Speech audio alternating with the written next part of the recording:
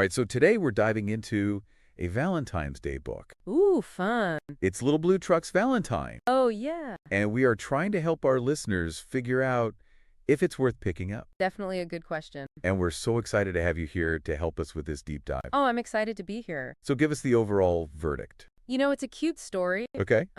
It's very much in line with the rest of the Little Blue Truck series, Mm-hmm. but I don't know that it's the strongest of all of them. Okay, so good but not great. Yeah, I think that's a good way to put it. Okay, I'm already intrigued for Yeah. our listeners out there.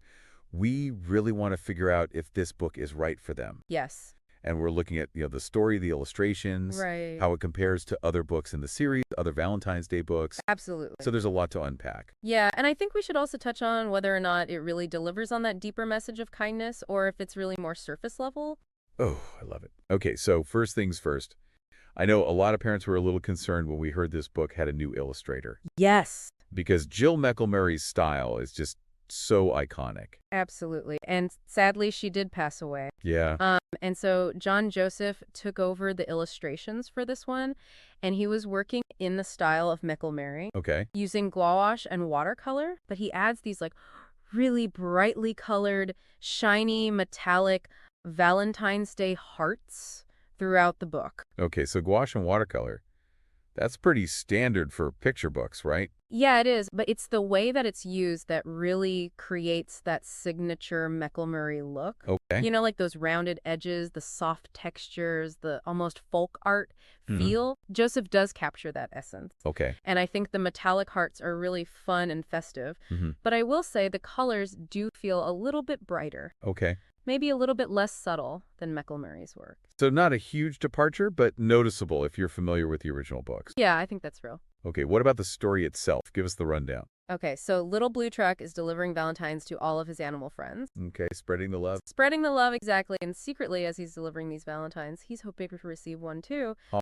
And surprise, at the end, his friends throw him a Valentine's Day party. That's sweet, It is sweet. but also a little predictable. Yeah, I mean, we've seen that give and receive kindness theme before in this series. you're exactly right. It is heartwarming, but it doesn't really break new ground. Right. And that's where some of the debate comes in, because one reviewer felt that it actually promoted this transactional view of kindness. Really? Like you should only give if you expect to receive. That seems like a bit of a stretch for a simple story about a truck delivering Valentines. It does, right? But it just highlights how much adults really project complexities onto these simple children's stories. Right.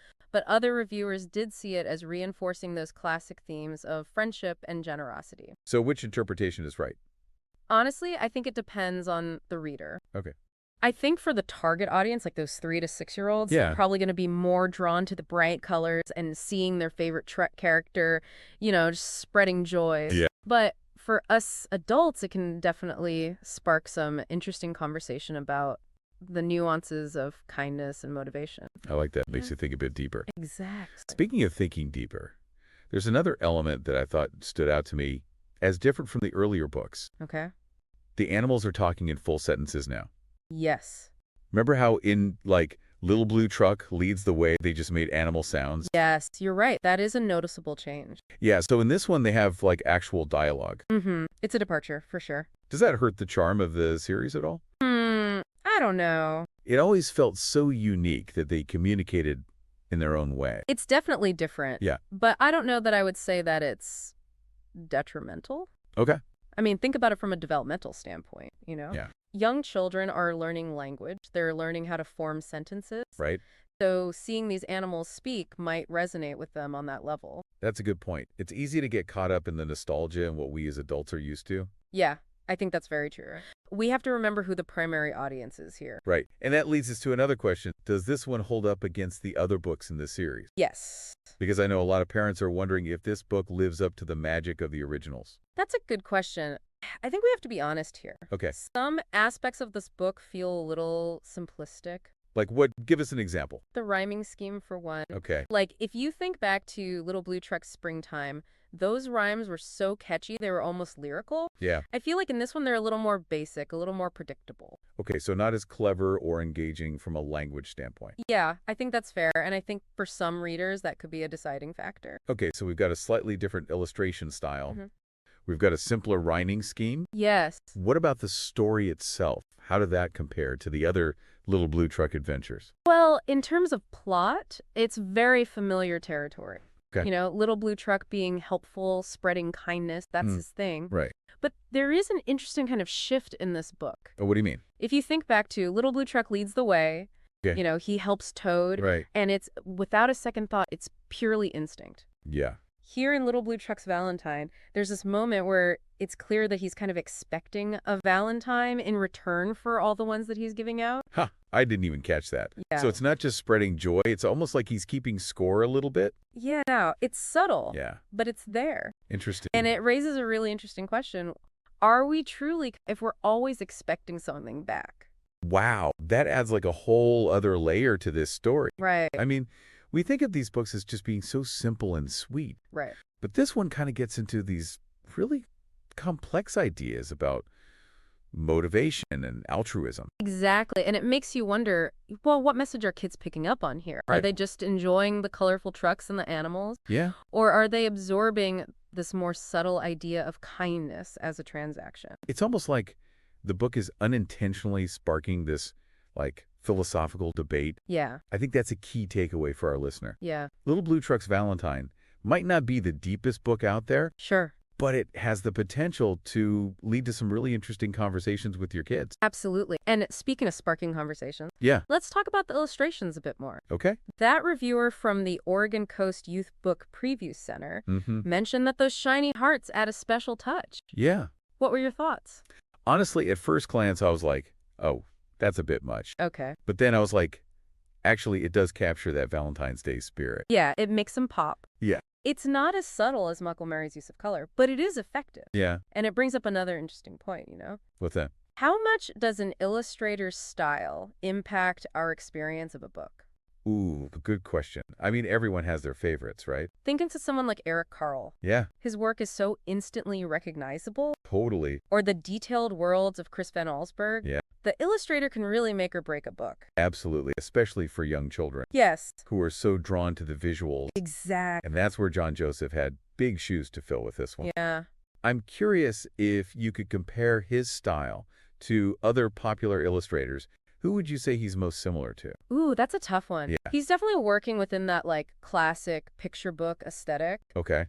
Similar to someone like Lucy Cousins. Oh, yeah. With the bold outlines and the bright colors. But he's got a little bit more realism in his animals than Cousins does. Okay. Maybe closer to Loris Ehlert's work. Okay. But without the collage element. Interesting. Yeah. I could see that. Yeah. Not as groundbreaking or unique as some illustrators, Right. but still appealing to young readers. Exactly. And ultimately, I think that's what matters most with a book like this. It's Yeah. meant to not enjoyed, to Mhm. spark joy and connection. Okay, so where does that leave us in terms of our overall assessment? Okay. We've talked about the pros, we've talked about the cons, Yes. we've made comparisons to other books. Mm-hmm. Should our listener add Little Blue Truck's Valentine to their bookshelf? That's the million-dollar question, isn't it? I think it comes down to expectations and priorities. Okay. If you are looking for a book that's going to completely blow you away with its originality Okay. or spark these really profound and philosophical debates, Yeah. this might not be it. But if you're looking for something sweet and simple Right. and, uses characters that your kids are already familiar with and love, Yes. then this could be a really great pick. Especially if you're already a fan of the series. And let's not forget, it's a Valentine's Day book. Yeah. It's perfect for snuggling up with your kids and, celebrating love and friendship. Right. Sometimes we overthink these things. Absolutely. Not every book has to be, there's a groundbreaking masterpiece. Exactly. And Little Blue Truck's Valentine definitely delivers on the charm factor. It does. Those bright illustrations, the heartwarming ending. Yeah. It has that feel-good quality that I Mm. think makes the series so popular. Okay, so we've established that it's a cute book, Yes. especially for those who are already familiar with Little Blue Truck. Hmm. But is it just a fluffy Valentine's Day read, or does it offer something a little bit more?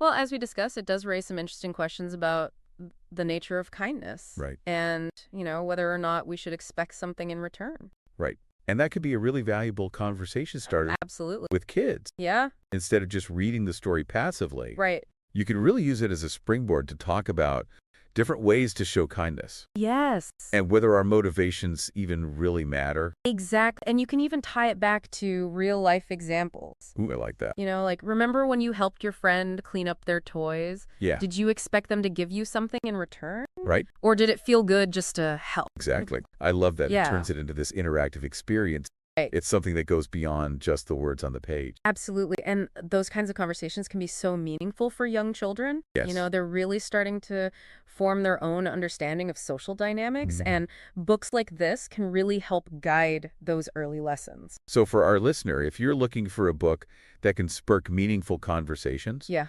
and teach valuable lessons about kindness, Mm-hmm. Little Blue Truck's Valentine might be worth considering. I agree. Even if it's not the most innovative or complex story out there, Sure. it has the potential to be a really powerful tool. Well said. I think it all comes down to what you're looking for in a book. Absolutely. But one thing is, for sure, Little Blue Truck still has that special ability to capture hearts. He does. And who knows, maybe this book will surprise you. Yeah. Even if you go in with moderate expectations, Right. you might find yourself charmed by Little Blue Truck's Valentine's Day adventure. And as always, the best way to decide is to just read it yourself. Yeah. And see what resonates with you. Right. Every reader brings their own unique perspective, and that's what makes these discussions so fascinating. Absolutely. Well, we would love to hear from you. Have you read Little Blue Truck's Valentine? Yes. What did you think? Did it spark any interesting conversations with your little ones? Let us know. Share your thoughts and experiences in the comments. Yeah.